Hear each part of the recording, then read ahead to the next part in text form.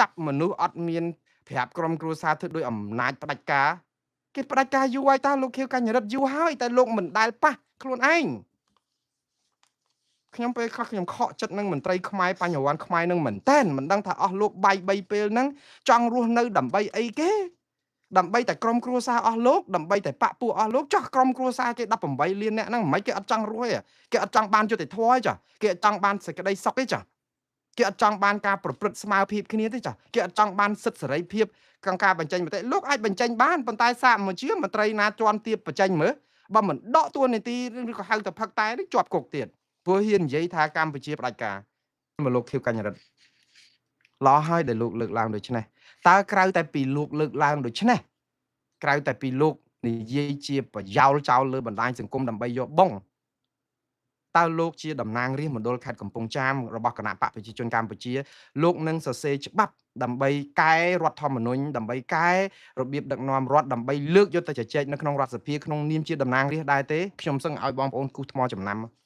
ព្រោះមិនមែនជាវប្បធម៌របស់មន្ត្រីគណៈបកប្រជាជនកម្ពុជានឹងតំណាងរាស្ត្រគាត់ទេគឺគាត់លើកតាដៃអាជ័យធ្លាក់ទឹកឲ្យអើមកយោហើយប៉ុន្តែឥឡូវនេះវាអស់អ្នកធ្វើទុកបុកម្នេញណាបងប្អូនព្រោះការធ្វើទុកបុកម្នេញគណៈបកប្រឆាំងហ្នឹងវាអស់ដោយសារគ្នារត់ចោលស្រុកអស់ដោយសារគ្នាចោះចូលដោយសារគ្នាខ្លាយជាលលកដោយសារគ្នាលែងហ៊ាននិយាយអីយូរវាអស់អ្នកធ្វើទុកបុកម្នេញវានៅតែក្រុមគណៈបកប្រជាជនកម្ពុជាតាខ្មែរក្រហមសម្រាប់ដំបងគឺអ្នកដែលមាននិន្នាការរបបសង្គមចាស់ប្រជាជនថ្មីអឺទាហានសាធារណរដ្ឋលន់នល់យូរទៅសម្រាប់កម្មាភិបាលខ្មែរក្រហមព្រោះអស់មនុស្សសម្លាប់អស់មនុស្សដែលយើងសង្ស័យថាជាខ្មាំងអញ្ចឹងនៅក្នុងហ្នឹងយូរខ្មាំងទាំងអស់សម្លាប់គ្នាឯងរហូតដល់រលីខ្សលតែម្ដងដោយសារអីវាអត់ដែលឈប់ទេព្រោះអំពើផ្ដេសផ្ដាសនេះគឺវានឹងទៅរហូតដល់រលាយខ្លួនបើយើងអត់ព្រមទប់អត់ព្រមកែយូរហើយហ្នឹងបងប្អូនត្រូវចាំថាការកែសម្រួលប្រព័ន្ធដឹកនាំរដ្ឋឲ្យល្អទាំងការឆបោកទាំងសិទ្ធិមនុស្សប្រជាធិបតេយ្យទាំង scam online ទាំងបកពួកនិយមទាំងអំពើចាប់មនុស្សឃុំខ្លួនដោយបំពានដោយតាមអំពើចិត្តវាមិនមែនកើតឡើងដោយយើងឃើញចុងក្រោយប៉ះពាល់ខ្លួនឯងទៅមិនស្រែកទេបងប្អូនមានចាំទេឈើដែលយើងយកមកកដើម្បីធ្វើជាផ្ទះតើយើងត្រូវធ្វើផ្ទះនៅពេលណាបងប្អូនយើងត្រូវយកវាមកធ្វើផ្ទះនៅពេលឈើនឹងអត់ទាន់ពុកព្រោះបើយើងកវាចោលទុះក្របសង្កសីក្របអីក៏ដោយយូរឆ្នាំទៅឬទាំងក្បឿងទាំងអិតទាំងខ្សាច់ទាំងវារលាយវាហូរតាមភ្លៀងវាពុកវាផុយកដៀកាត់កដោគាអស់ទៅហើយដល់តែពេលចុងក្រោយសັບតែយើងយកមកវានៅសល់សំណក់នៃឈើពុកយកមកធ្វើផ្ទះតែយើងធ្វើកើតទេដូច្នេះដើម្បីធ្វើផ្ទះនេះឲ្យវាមានសសររឹងមាំសសរក្លឹមសសរអីល្អឲ្យបានផ្ទះនេះជួយគ្របជាម្លប់ជាអីកុំឲ្យមានភ្លៀងសាច់ភ្លៀងអីត្រូវឲ្យពុកសសរហ្នឹងគឺយើងធ្វើនៅពេលដែលវាអត់តាន់ពុកយើងមិនមែនតតែពុកផុយឲ្យបានយើងយកមកធ្វើអីកើតបងប្អូនថាអូឥឡូវដល់ពេលយកមកធ្វើផ្ទះហើយឥឡូវយើងពេលវេលាគ្រប់គ្រាន់ហើយចាប់ផ្ដើមសង់អីណាក្បឿងក៏ពុកផុយខ្សាច់ក៏ហូរចោលអស់អាឈើហ្នឹងក៏ពុកអស់តើនេះឬដែលជាការដោះស្រាយបញ្ហាគឺគេដោះស្រាយគឺនៅពេលដែលវាអត់ទាន់មានបញ្ហាគឺវិធានការបង្ការពារប្រសើរជាងព្យាបាលយើងទុកឲ្យខ្លួនយើងឈឺបានតែយើងនាំគ្នាបញ្ញាប់បញ្ញាល់ទៅព្យាបាលជួនកាលជំងឺមហារីកដំណាក់កាលទី4ហើយបងប្អូនព្យាបាលយ៉ាងម៉េចប៉ុន្តែអាកាលមុនហ្នឹងអត់ទៅពិនិត្យពេទ្យមួយខែមួយឆ្នាំ2ដងអីដើម្បីឲ្យតាមដានជំងឺហើយទទួលទានអាហារហ្នឹងឲ្យវាមានសុខភាពកុំខ្លាញ់ច្រើនកុំទទួលទានសូរ៉ាយើងអត់ធ្វើយើងដេកផ្សំដួលលមួលផ្សំក្រិចដល់តែពេលយើងឈឺដេកលើគ្រែហើយយកទៅព្យាបាលគេថាមានតែប្រឆាទេហើយនាំគ្នាចាប់ផ្ដើមប្រមូលលុយប្រមូលថវិកាទូងស្គរពេញភូមិឲ្យមកជួយផងជួយបានប៉ុណ្ណាជួយយកទៅប្រឆាទៅហើយហ្នឹងយ៉ាងច្រើនបានតែត្រឹមថាអូគេជួយដែរមិនអត់សោះទេតែមនុស្សស្លាប់បាត់ហើយហ្នឹងភ្ញាក់រលឹកឡើងវិញបងប្អូនហើយលោកខៀវកញ្ញរិទ្ធហ្នឹងសូមឲ្យធ្វើលើសពីការគ្រាន់តែសរសេរសារលើបណ្ដាញសង្គមលោកជាតំណាងរាស្ត្រគឺលោកតំណាងឲ្យរាស្ត្របើលោកជាតំណាងរាស្ត្រលោកមានទុកខ្លួនឯងលោកដោះស្រាយអត់បានតើរាស្ត្រមណ្ឌលកំពង់ចាមរបស់លោកសង្ឃឹមអីលើលោកយកអំណាចជាតំណាងរាស្ត្រគណៈបកប្រជាជនក៏ដោយខ្ញុំអត់ខ្វល់ទេដោយខ្ញុំបានប្រាប់ហើយខ្ញុំមិនខ្វល់ឆ្មាប្រភេទសបល់ប្រមាណទេឲ្យតែចាប់កដោបានខ្ញុំមិនខ្វល់តកូលហ៊ុនតកូលសុកតកូលទាតកូលខៀវតកូលសំតកូលកឹមតកូលសតកូលស្អីក៏ដោយចៅតកូលថាច់តកូលស្អីក៏ដោយកាន់ប្រទេសនេះតកូលរងតកូលកាន់ទៅសំខាន់គឺយើងត្រូវឲ្យមើលដូចគ្នាថាបញ្ហាវាមានហើយយើងត្រូវដោះស្រាយ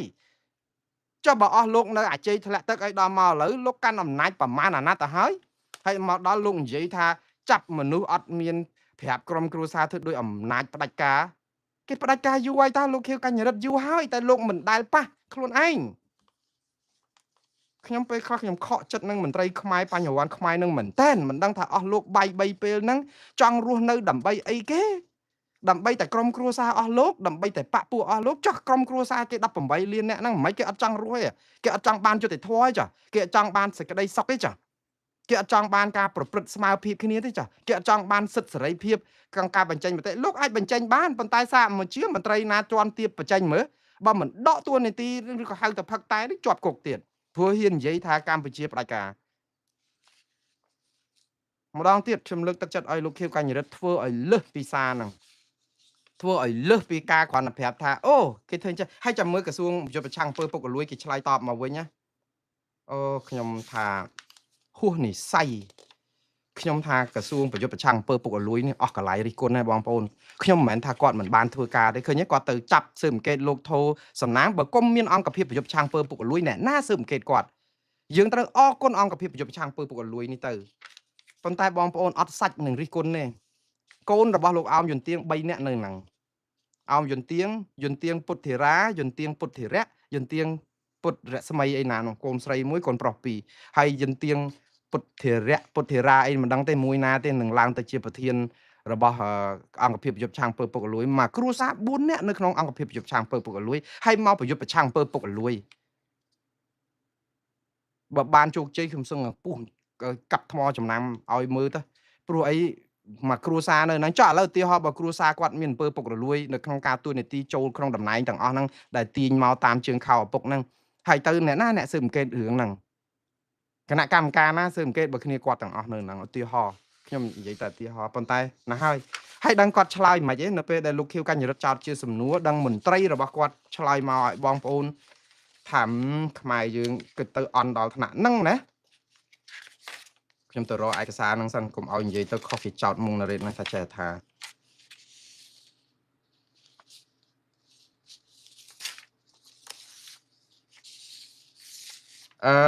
ចេះហើយម្នាក់ឯងទៅថាមែនតើសុំទោសបងប្អូន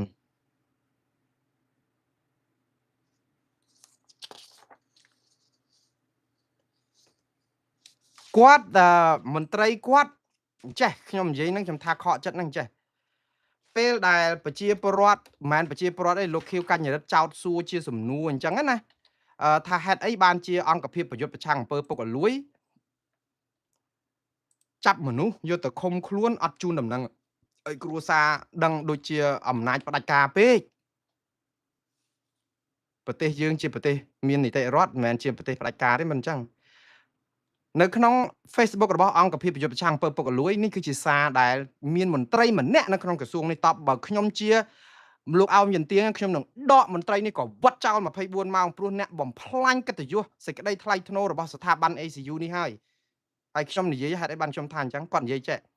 ក្រោយមានការផុសចោទថាអង្គភាពប្រយុទ្ធប្រឆាំងអំពើពុករលួយ ACU ស្ថិតក្នុងប្រទេសផ្ដាច់ការខ្ញុំជាមន្ត្រី ACU ចំនួន Gen Z នេះមន្ត្រីក្មេងៗដែលជាទំពាំងស្នងរស័យនេះមិនដឹងជាទំពាំងលលួយប៉ុណ្ណាទេដែលសរសេរសារបែបនេះចាំខ្ញុំនិយាយចប់គាត់ថាខ្ញុំជាមន្ត្រី ACU ចំនួន Gen Z នេះបានយកការផុសនេះដាក់សួរទៅ AI ហើយ AI ប្រាប់មកវិញចេះ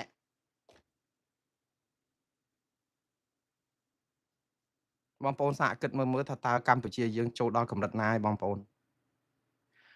រឿងចាប់ឃុំខ្លួនមនុស្សខុសនីតិវិធីឬក៏មិនប្រាប់ក្រុមគ្រួសារជាអំពើចាប់ឃុំឃាំងមនុស្សតាមអំពើចិត្តរឿងនេះកើតឡើងច្រើនណាស់មន្ត្រីគណៈបកផ្សេងទៀតមិនមែនតែរឿងតែលោកធោសំណាងទេគ្រួសារដែលចាប់អត់មានដីកាអីហ្នឹងគឺគេរាយការណ៍ខ្ញុំមកជីវិតខ្ញុំឲ្យរាយការណ៍តែពីរឿងអំពើខុសច្បាប់នេះតែអស់លោកមិនដែលជឿក្បាលទេហើយដល់មកតបវិញដឹងគាត់តបមិនទេគេជាសម័យចំនួន Gen Z ណាមើលណែប៉កែណានៅក្រសួង ACU Gen Z ហ្នឹងស្អីគេបងប្អូនGen Z ហ្នឹងមិនមែនលោក Gen Z អុកញ៉ានោះទេណា Gen Z នេះគេហៅថា Generation Z មិនមែន Gen Z ឈ្មោះ Gen Z CHEN ទេនេះគឺ GZ គេហៅ GEN Z គឺ Generation Z បានន័យថាក្មេងដែលកើតក្នុងចំនួនឆ្នាំ2000គឺសហសវត្សហ្នឹងក្មេងកើតចំនួនឆ្នាំ2000មកអាយុ ចាប់ពី20និយាយទៅក្រោម26ក្មេងអាយុក្រោម26ឆ្នាំគឺជាក្មេងជំនាន់ Gen Z កូនខ្ញុំជំនាន់ Gen Z ទាំងអស់ព្រោះកើតក្រោយឆ្នាំ2000ទាំងអស់ហើយគេថាគេជំនាន់ Gen Z ខ្ញុំសរសើរក្មេងជំនាន់ Gen Z នេះប៉ាកែប៉ុន្តែក្មេងជំនាន់ Gen Z ដូចមន្ត្រី ACU នេះចោលមកសៀតហ្មងបើខ្ញុំជាមន្ត្រីនៅក្នុងក្រសួង ACU ខ្ញុំនឹងឲ្យដកបញ្ឈរជើងឬក៏ឈប់ចេញពីការងារទៅដោយសារអីរឿងប្រប៉ិនភ្នំគាត់ទៅយកការបកស្រាយចម្លើយពី AI យកមកបកស្រាយនៅលើទំព័រ Facebook របស់អង្គភាពប្រយុទ្ធប្រឆាំងអំពើពុករលួយតើអស់លោកមានកិត្តិយសសេចក្តីថ្លៃថ្នូរឯណាដែលយក AI យកមកធ្វើជាសំអាងនៅក្នុងការដែលថាក្រសួងប្រយុទ្ធប្រឆាំងអង្គភាពប្រយុទ្ធប្រឆាំងអំពើពុករលួយចាប់ឃុំខ្លួនគេឬក៏យកគេទៅសួរចម្លើយដោយមិនជូនដំណឹងឲ្យក្រុមគ្រួសារនេះអត់មានខុសច្បាប់អីទេនីតិវិធី1 2 3 AI គេប្រាប់មកអញ្ចឹងខ្ញុំថ្លើមធ្លាក់ដល់ដីប្រមាត់ធ្លាក់ដល់ដីដោយសារអូអញ្ចឹងអូ Gen Z ស្រុកខ្មែរអញ្ចឹងតើនៅលើពិភពលោកនេះឯណាទៅដែលគេប្រាប់ថាដើម្បីដោះស្រាយបញ្ហាគឺយើងយក AI យកមកជាទីពឹង AI នេះជាកំបិតមុខពីរខ្ញុំប្រាប់ទៅយើងប្រើឲ្យវាត្រូវគឺវាត្រូវបានជួយជាប្រយោជន៍ខ្លះក៏ប៉ុន្តែគេជៀសផុតពីរឿង AI នេះព្រោះវាជារឿងចង្រៃច្រើនណាស់អារឿង AI ហ្នឹងដោយសារវាចង្រៃអីព្រោះវាមិនមែនជាមនុស្សទេវាជាម៉ាស៊ីនហ្នឹងហើយឲ្យ AI ជួយធ្វើរឿងមួយឧទាហរណ៍រៀបចំផែនការបង្រៀនឬក៏ជួយធ្វើជាសភៅលំហាត់អីដែលយើងជាគ្រូបង្រៀនខ្ជិលឲ្យ AI ជួយទៅវាកែចំណាយពេលឬក៏ឲ្យ AI វិភាគតួលេខទិន្នន័យអីខ្លះមួយចំនួនដែលយើងពិបាកនឹងរកមកបានគ្រាន់តែជាគោល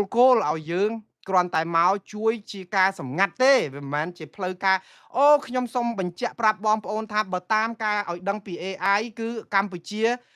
មានសេដ្ឋកិច្ចលូតលាស់ឧទាហរណ៍អូគេធ្វើអញ្ចឹងសម័យ Gen Z គេធ្វើអញ្ចឹងឲ្យចេះខ្ពើមផងអស់លោកនៅស្រុកខ្មែរកង្កែបនៅក្នុងដងមែនហើយខ្ញុំសុំទោសខ្ញុំមិនចង់មើលស្រាលអីទេខ្ញុំថាបញ្ញវន្តបណ្ឌិតនៅស្រុកខ្មែរច្រើនណាស់ក៏ប៉ុន្តែនៅពេលដែលអស់លោកចាប់ផ្ដើមដូចឃើញ AI ហ្នឹងថាខ្លួនឯងចេះប្រើព្រោះអីកាលមុនលោកហ៊ុនសែនហ្នឹងគាត់ទៅប្រាប់ថាមន្ត្រីណាដែលមិនចេះប្រើ AI គឺលែងទាន់សម័យអីត្រូវតែចេះប្រើ AI មានតែមនុស្សល្ងង10គត់ទេដែលយក AI ជាកម្មវត្ថុនៃការធ្វើអ្វីហើយយកមកពឹងឲ្យគេដឹងអូអញ្ចឹងឧទាហរណ៍យើងទៅសាលារៀនស្រាប់ថាលោកគ្រូដាក់លំហាត់ឲ្យមួយថាណាធ្វើតែងសេចក្តីមួយនិយាយអំពីនេះពីនោះអីចឹងទៅតែងសេចក្តីពិភាក្សាអីចឹងស្រាប់តែចេញមកវិញស្រាប់យកអាតែងសេចក្តីបានយ៉ាងល្អយកទៅដាក់ឲ្យលោកគ្រូកែហើយលោកគ្រូថាអូយល្អណាស់កូនតែងសេចក្តីអីក៏ប្រកែយ៉ាងនេះយើងទៅប្រាប់លោកគ្រូថា AI ជួយខ្ញុំនឹងខ្ញុំអត់ចេះផងតើយើងបានបន្ទុកប្រមាណបងប្អូនបើ0មានណាខ្ញុំឲ្យក្រុម0ទៀតកូនសិស្សបែបនេះព្រោះយើងអត់យកគំនិតបញ្ញាយើងយកមកប្រើឲ្យមកអួតប្រាប់ AI ខ្ញុំខកចិត្តខ្ញុំសុំទោសបងប្អូនខ្ញុំខកចិត្តមែនទែនដោយសារអី AI នេះហើយវាមានប្រសិទ្ធភាពច្រើនយ៉ាងណាស់បងប្អូនក៏ប៉ុន្តែ AI នេះនៅសហរដ្ឋអាមេរិកមានមេធាវីរដ្ឋអាជ្ញាគេបញ្ឈប់ពីការងារច្រើនហើយដោយសារអី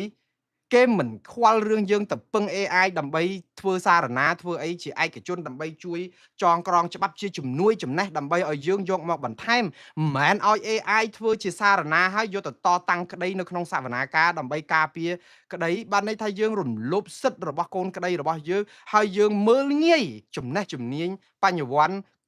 ការចេះត្រេះរិះពិចារណារបស់ខ្លួនយក AI មកពឹងឲ្យអួតសិស្សនៅស្រុកអាមេរិកនេះ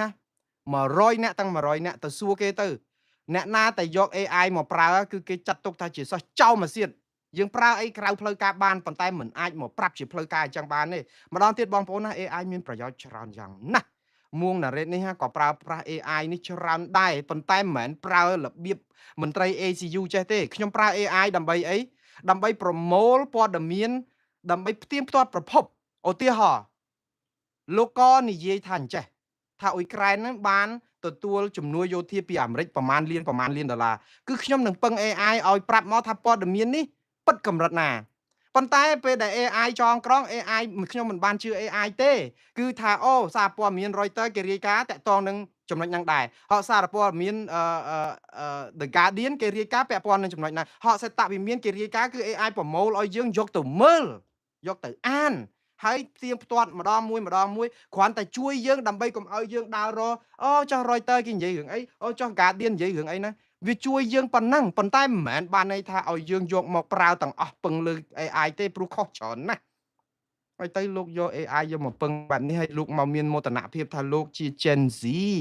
បានហើយ Gen Z បំផ្លាញ Gen Z គេធ្វើឲ្យ Gen Z ជំនាន់ក្រោយលែងរៀនបណ្ដោយស្អីក៏ AI ស្អីក៏ AI តិចទៀតខួរយើងហ្នឹងគឺទទេស្អាតតែម្ដងគឺពឹង AI សុទ្ធសាធ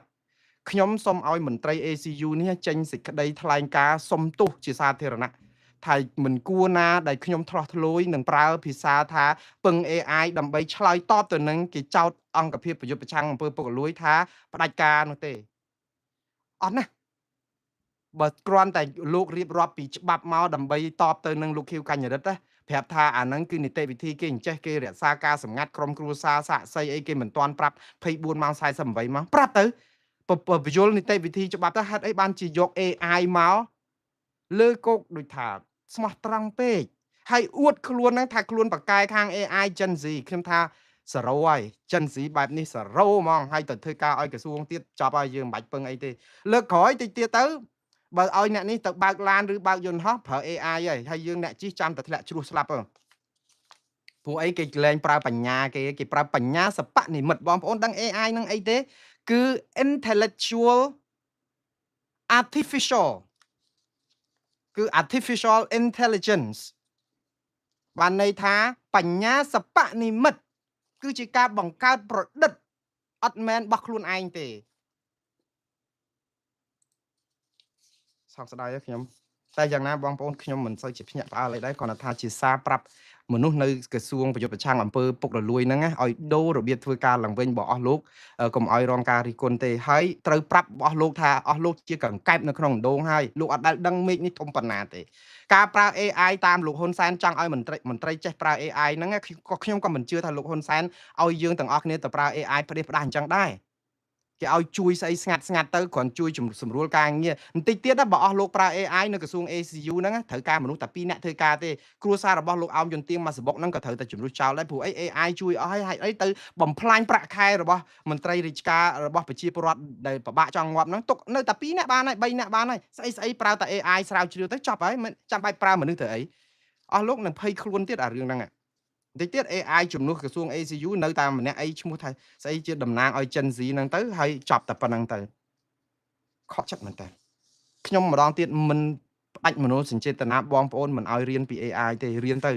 ប៉ុន្តែត្រូវយក AI ប្រើប្រាស់ឲ្យមានប្រយោជន៍យើងអា AI ហ្នឹងជាបញ្ញាសិប្បនិមិត្តដែរយើងត្រូវប្រើអាបញ្ញាពិតរបស់យើងហ្នឹងដើម្បីគ្រប់គ្រងបញ្ញាសិប្បនិមិត្តហើយកុំឲ្យអាបញ្ញាសិប្បនិមិត្តហ្នឹងคล้ายទៅជាស្អីត្រីមុខដឹកមុខយើងអញ្ចឹងអត់កើតទេអត់ត្រូវធ្វើអញ្ចឹងទេហើយភាសានេះខ្ញុំស្នើឲ្យក្រសួងប្រយុទ្ធប្រឆាំងអំពើពុករលួយដកសាររបស់លោកចិនស៊ីនេះចេញឥឡូវផ្សាយបាន2ម៉ោង3ម៉ោងហើយដកចេញទៅអាម៉ាស់គេណាខ្ញុំមិនមែនចង់ថាអូទៅលើកមុខមាត់ ACU ស្អីទេលលាយក៏ឆាប់ក៏ល្អដែរព្រោះអីអស់លោកខ្វាក់ពួកនិយមបកមិនដែលប្រយុទ្ធប្រឆាំងអំពើពុករលួយបានប្រយោជន៍ឯណាទេបើបានមិនមែនឆបោកអនឡាញក៏ក្រើកពេញផ្ទៃប្រទេសអញ្ចឹងទេព្រោះឲ្យសារអំពើពុករលួយដែលលោកអ្នកគប់ទប់ស្កាត់មិនបាននឹងឯងហើយមានអា ACU នេះ100ទៀតក៏អត់អាចទៅទប់អំពើពុករលួយស្រុកខ្មែរបានដែរដោយសារប្រព័ន្ធដឹកនាំរដ្ឋវាអញ្ចឹងអ្នកឯងធ្វើឲ្យតែបានមកយកទៅសងឲ្យតែគ្រប់កិច្ចទៅគេឲ្យចាប់ទៅវាអត់មានជាប្រព័ន្ធមួយដែលថាត្រូវតែប្រយុទ្ធប្រឆាំងអត់មានការលើកលែងវាអត់មានការលើកលែងនឹងកើតទេវាត្រូវតែលើកលែងឲ្យតែបកពួកមន្ត្រីរបស់អស់លោកទាល់តែអ្នកណាដែលត្រូវឆ្កាស់ត្រូវក្តិចត្រូវធ្វើមួយដើម្បីជាគំរូអាហ្នឹងបានធ្វើអានេះគឺជារឿងសច្ចានុមត្តិទេមិនមែនជារឿងការវិភាគសង្កេតរបស់មុងណារ៉េតអីណាទេគឺវាអញ្ចឹងឯងប្រព័ន្ធផ្ដាច់ការគឺជួយគ្នាទៅទប់គ្នាឲ្យអ្នកណាត្រូវធ្វើមួយទៅកុំឲ្យស្ងាត់ស្រុកវាអត់មានធ្វើអញ្ចឹងទេបើប្រព័ន្ធគេស្រួលបួលប្រជាពលរដ្ឋហ្នឹងក៏ជាអ្នកដែលចាប់អ្នកដែលពុករលួយនឹងបានដែរព្រោះគេរាយការណ៍ទៅសារព័ត៌មានទៅសារព័ត៌មានរាយការណ៍ទៅប៉ូលីសទៅគេចាប់បានប៉ុន្តែឥឡូវសារព័ត៌មានឯករាជ្យក៏អត់អស់លោកធ្វើការយ៉ាងម៉េចហ្នឹងហើយទៅដាក់ឆ្លប់យកការទៅស៊ើបអង្កេតទៅរកផ្ទះអង្គញាមហាមន្ត្រីណាបើគេមិនបាញ់បែកក្បាលទេខ្ញុំចង់ភ្នាល់